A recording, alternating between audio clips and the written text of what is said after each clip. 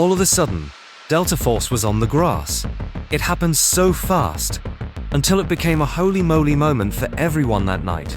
That's how one Secret Service agent described the most shocking Delta Force training raid on the White House ever.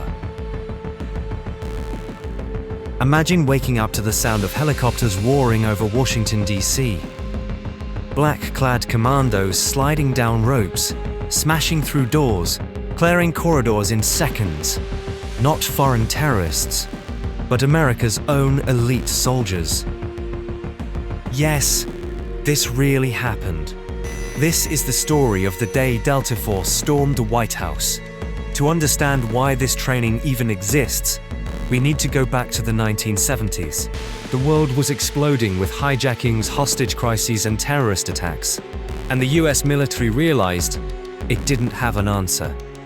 So, in 1977, Colonel Charlie Beckwith founded Delta Force, America's top-secret counterterrorism unit, modeled after the British SAS.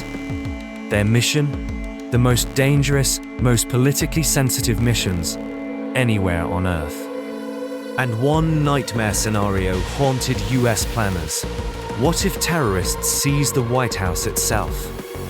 By the 1980s, Delta Force began running classified exercises, full-scale rehearsals for the unthinkable, an assault on the White House.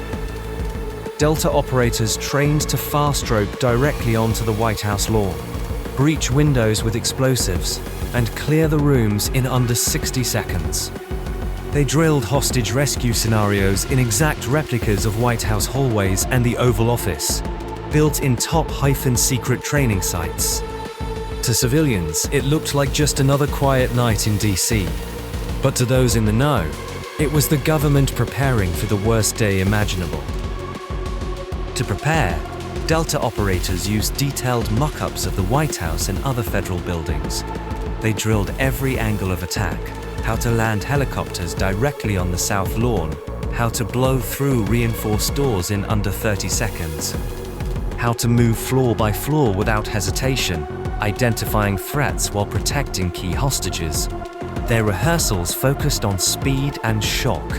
Every second mattered, because hesitation could mean the difference between saving the president or losing him. When the exercises began, it looked like a scene from a Tom Clancy novel. Black Hawk helicopters skimmed low across DC, engines roaring. Operators slid down ropes in seconds, forming a perimeter.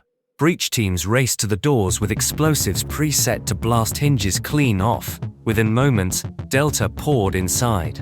They practiced slicing the pie around their clearing rooms in under 10 seconds and sweeping hallways with ruthless precision.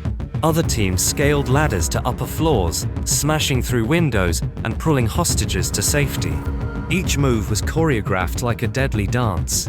The speed was unreal. In training runs, Delta cleared entire wings of the White House faster than Secret Service agents could react. These missions were never made public at the time. For obvious reasons, the government did not want anyone to know that special operators were training to assault their most iconic building. But it proved a critical point. No matter how secure a location seems, Delta Force can break in, overwhelm defenses, and dominate the battlefield. To this day, operators who were part of those drills describe them as some of the most intense and realistic missions of their careers. The White House storming drills are still studied inside the community. They shaped how Delta Force and other special units like SEAL Team 6 approach counterterrorism today. From embassy rescues overseas to hostage takedown on aircraft, the lessons were the same: hit fast, hit hard, and never let the enemy breathe. Even today, Delta Force still trains for no-fail hostage rescues, from US embassies overseas to scenarios nobody likes to talk about at home. One thing is certain: if the day ever comes, the operators of Delta Force are ready. I'm curious, do you think this kind of training is extreme or absolutely necessary?